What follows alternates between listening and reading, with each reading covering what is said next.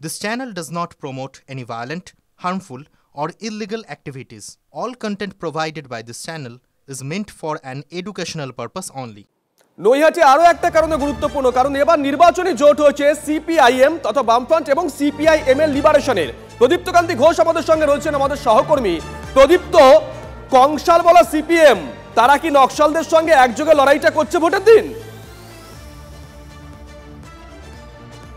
দেখো, ভোটের দিন সেই লড়াইটা তারা করছেন, তার কারণ এই যে নৈহাটিতে সিপিআইএম এর যে দপ্তর রয়েছে, পার্টি দপ্তর, সেখান থেকেই গোটা নির্বাচনটা তারা পরিচালনা করছেন। অন্তত তেমনটাই জানিয়েছেন সিপিআইএম এর দেবজ্যোতি মজুমদার। তিনি বলছেন যে তিনি অন্য একটি জায়গা থেকে, কিছুক্ষণ আগে আমরা সেই সাক্ষাৎকার দেখাচ্ছিলাম যে তিনি অন্য একটি জায়গা থেকে ভোট পরিচালনা করলো, মূল যে কন্ট্রোলের জায়গা সেটা কিন্তু সিপিএম এর দপ্তর থেকেই তারা করছেন। অর্থাৎ এখানে জোটটা কোথাও হয়েছে, অন্তত তেমনটাই তারা দাবি করছেন। এবং তাদের মতে যে দীর্ঘদিন ধরে এ রাজ্যে গত 10-12 বছরে একটা পারসেপশন তৈরি হচ্ছিল যে তৃণমূলের বিকল্প বিজেপি, সেই পারসেপশনের জায়গা থেকে মানুষজন বেরোতে শুরু করেছে। এবং সেই কারণেই এখানে নৈহাটিতে কিন্তু মূল লড়াইটা বামেদের সঙ্গে তৃণমূল কংগ্রেসের, অন্তত তেমনটাই দাবি করছেন সিপিএম সমর্থিত, বাম সমর্থিত সিপিআইএমএল প্রার্থী। তবে নৈহাটিতে ভোটদানের চিত্র কিন্তু খুব একটা আশা জাগাচ্ছে না। অন্তত আমি এই মুহূর্তে যে বুথে রয়েছি, শুভজিৎ, তুমি বুথের ছবিটা দেখলেই বুঝতে পারবে এখন 1 ঘন্টা 10 মিনিট হয়েছে। সেখানে দেখো বুথ একেবারেই ফাঁকা রয়েছে। এবং এই বুথেই কিছুক্ষণ আগেই 104 নম্বর যে বুথ রয়েছে নৈহাটির, সেখানে এসেই ভোট দিয়ে যান সিপিআইএমএল প্রার্থী দেবজ্যোতি মজুমদার। যদিও তারা দাবি করছেন যে সর্বত্রই মানুষজন ভোটের লাইনে রয়েছেন, উপনির্বাচন, ফলে স্বাভাবিকভাবেই খানিকটা আশা বা উৎসাহ মানুষজনের মধ্যে কম থাকে। সেই জন্যই হয়তো এই চিত্রটা বেলা বাড়ার সাথে সাথে কিন্তু সর্বত্রই ভোটদানের বা মানুষজনের উৎসাহ বাড়বে। ইতিমধ্যেই তুমি কিছুক্ষণ আগে যে প্রতিবেদন দেখাচ্ছিলে যে বিজেপির তরফ থেকে দাবি করা হয়েছে যে এজেন্টদেরকে বসতে দেওয়া হচ্ছে না, যদিও তৃণমূল কংগ্রেস একেবারে স্পষ্টতই সেই অভিযোগকে তারা উড়িয়ে দিচ্ছে। তার কারণ তাদের বক্তব্য, নৈহাটির মানুষ ইতিমধ্যেই তাদের ভাবী বিধায়ককে চিহ্নিত করে ফেলেছেন, ফলে সেই জায়গা থেকে এই অভিযোগগুলো কোনো অর্থ নেই, অন্তত তৃণমূলের তেমনটাই। আরেকটা বিষয় একটু জানতে চাইবো, তুমি ওখানে দাঁড়িয়ে আছো, দেখো মূল লড়াইটা কিন্তু পার্থ ভৌমিক এবং অর্জুন সিং এর মধ্যেই। এই বিষয়টা কি ফিল করা যাচ্ছে ওখানে? দেখো, সে পার্থভূমি খুব স্বাভাবিকভাবেই এখানে নৈহাটির প্রাক্তন বিধায়ক, এই মুহূর্তে ব্যারাকপুর লোকসভার সাংসদ, রাজ্যের মন্ত্রী ছিলেন, অত্যন্ত প্রভাবশালী, আর দলের শীর্ষ নেতৃত্বের খুব ঘনিষ্ঠ। ফলে সেই জায়গা থেকে অন্তত আমি নৈহাটিতে 1 ঘন্টা 10 মিনিট বিভিন্ন এলাকা ঘুরে যা বোঝা গিয়েছে, তাতে কিন্তু খুব বেশি বিজেপির উপস্থিতি চোখে পড়ছে না। অর্থাৎ নজর থাকবে, প্রদীপ্ত নজর থাকবে।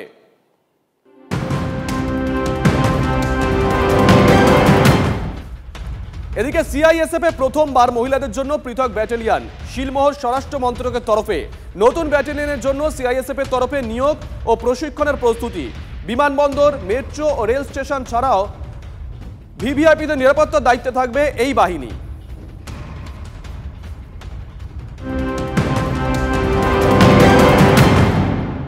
সল্টলেক 2 নম্বর গেট। গতকাল 2টি বাসের রেষারেষিতে প্রাণ গেছে এক স্কুল ছাত্রের। তারপরে সেই এলাকাতে বিক্ষোভে ফেটে পড়েন সাধারণ মানুষ। যেই জায়গাতে দুর্ঘটনা ঘটেছে সেই দুর্ঘটনার জায়গাটাকে ব্যারিকেড করে দেওয়া হয়েছে।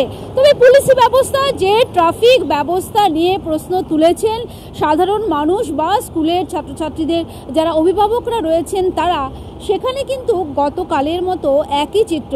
বাবা মার সেফগার্ডে থেকেও তাকে প্রাণহানি হলো, তো এটা তো আমাদের পক্ষে খুব ভয়ের। তো সেখানে তো দেখছি এখন মা বাবার সঙ্গে থাকলেও বিপজ্জনক, এবং সবসময় গাড়ি রেষারেষি করছে, একটা ওভারটেক করছে। আমি জানি না সিসিটিভি কি এখানে থাকে কিনা, যে গাড়িগুলো যে ওভারটেক করে তারা অম্লান বদনে মানে খুব সাহসের সঙ্গে ওভারটেক করছে। বড় কথা কি, আমাদের এখানে তো ফুটপাথ নেই, এটার তো ব্যবস্থা করা উচিত।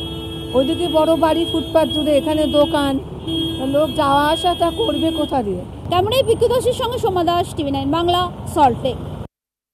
2001 সালে আমেরিকায় টুইন টাওয়ার ধ্বংসের পর আল কায়দা আর ওসামা বিন লাদেনের নাম ঘরে ঘরে পৌঁছে গেছিল। লাদেন আর নেই, কিন্তু সেই লাদেনের দল আল কায়দা নাকি আমাদের বাংলাতেও জাল বিস্তার করে ফেলেছে।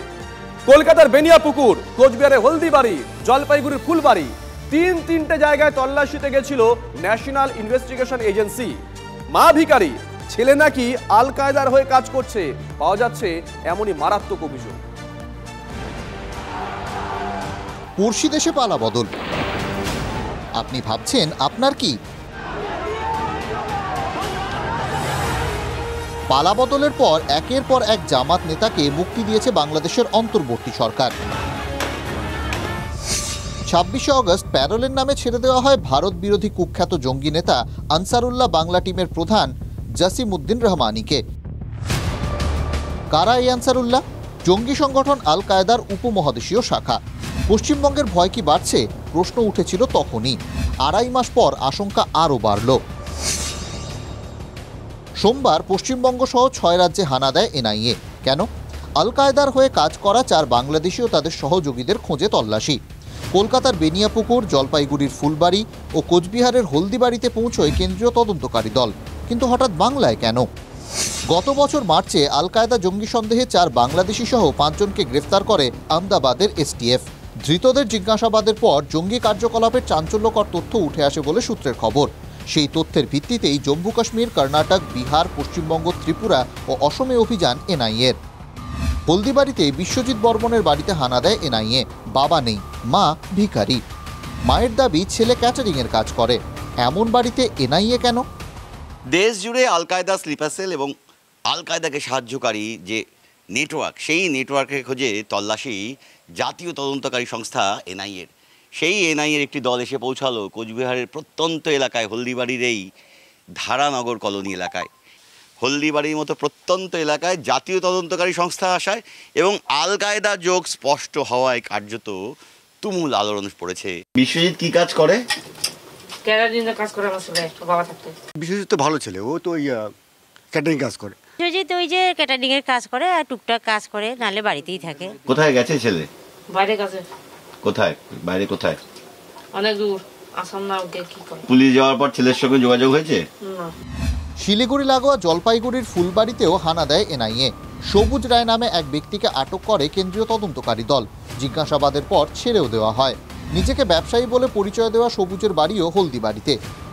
আইসিস, আল কায়দা, জয়শে মোহাম্মদ থেকে শুরু করে রিসেন্টলি ইন্দোনেশিয়ার জামিয়া ইসলামিয়া, যেই সব থেকে বড় যে সন্ত্রাসবাদী গ্রুপ, মৌলবাদী ইসলামিক মৌলবাদী গ্রুপ, তারা নিজেদের ডিসব্যান্ড করে তাদের লক্ষ্য তারা বলেছে যে আমরা ভারতবর্ষে ছড়িয়ে পড়ব ফর রিক্রুটমেন্ট এবং ব্রেন ওয়াশিং।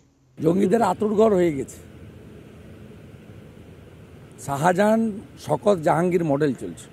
জঙ্গি কাজের জন্য পশ্চিমবাংলাটা সেফ হেভেন হয়ে গেলে সেটা যে কত বিপজ্জনক এটা সবাই বুঝতে পারছেন। অভিযোগ খতিয়ে দেখা উচিত, সত্যাসত্য নিরূপিত করে নির্দিষ্ট অ্যাকশন নেওয়া উচিত। সূত্রের খবর, 3 জায়গায় তল্লাশিতে একাধিক তথ্য হাতে পেয়েছে এনআইএ। দ্রুত কবজায় আসবে আল কায়দার মিডলম্যানরা, আশাবাদী তদন্তকারীরা। তবে যতক্ষণ না জালে উঠছে ততক্ষণ উদ্বেগ কমছে না। প্রসেনজিৎ ও নীলেশ্বরের রিপোর্ট, TV9 বাংলা।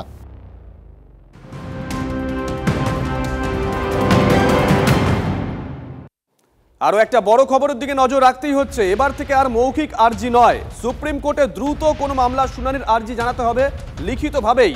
প্রধান বিচারপতির দায়িত্ব নিয়েই নিয়ম বদল বিচারপতি সঞ্জীব খান্নার। দ্রুত শুনানি চাইলে কি কারণে দ্রুত শুনানি স্পষ্ট জানানোর নির্দেশ নতুন নিয়মে।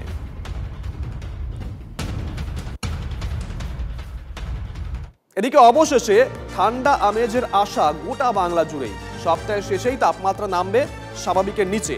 জলীয় বাষ্পের বাধা কাটিয়ে গতি বাড়ছে উত্তরে হাওয়ার। ধীরে ধীরে 3 থেকে 4 ডিগ্রি তাপমাত্রা কমার সম্ভাবনা রয়েছে। 20 ডিগ্রির ঘরে নামতে পারে কলকাতার তাপমাত্রা, 14 থেকে 15 ডিগ্রিতে নামতে পারে বাঁকুড়া, পুরুলিয়ার পারদ।